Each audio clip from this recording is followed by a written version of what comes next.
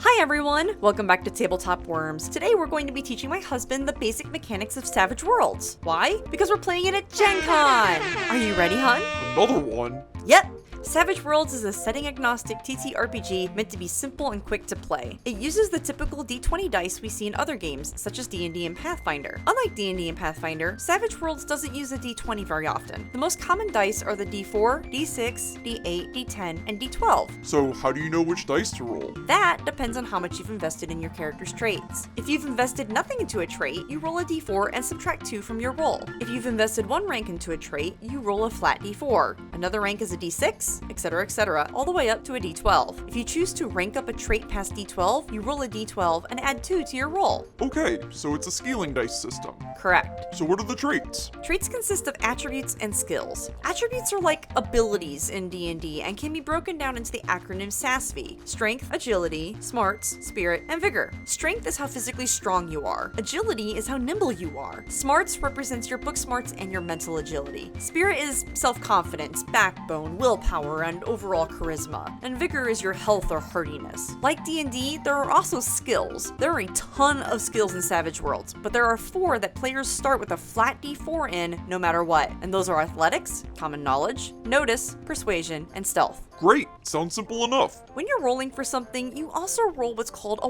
wild die to your rolls. A wild die is an extra d6 that special characters, called wild cards, can roll in order to succeed more often. All players are wild cards, and NPCs that the DM chooses can also be wild cards. The number on the wild die is not added to the number you roll with your trait die. Rather, it replaces it if you so choose. For example, you want to push over a pile of rocks onto an enemy on the other side. You roll your athletics die, which is a d4, and your wild die, which is a d6.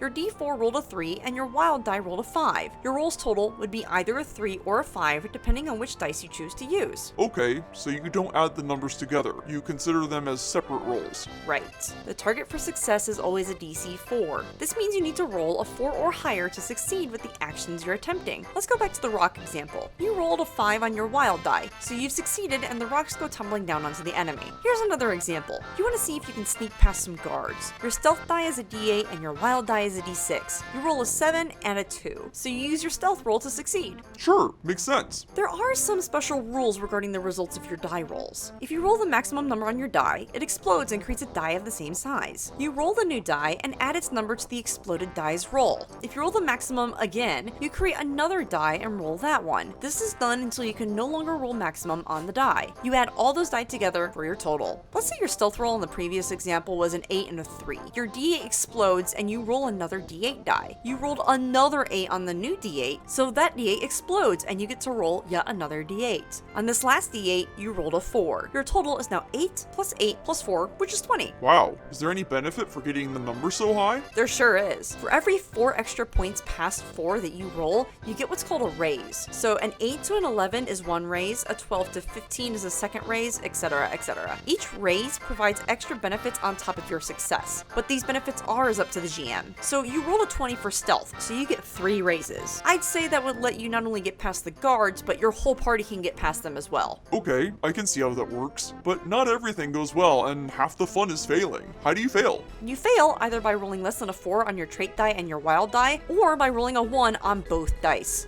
Rolling a 1 on both dice is a critical failure, which confers negative effects on top of your unsuccessful attempt. Let's go back to that stealth roll. Let's say you rolled 2 1s when trying to get past the guards. Not only do they find you, but you can't get away from them in time and they arrest you. I like it. There may be times when you want to re-roll a roll, so you end up using something called a Benny. A Benny is a token that can be used for various reasons, including re-rolling a check. You can't use Bennies to re-roll critical failures, but you can use them to re-roll bad rolls. There are other ways you can use Bennies, but those are for future videos. Do you think you understand the game a little bit better? Not really, but I'm trying. That's all I can ask for.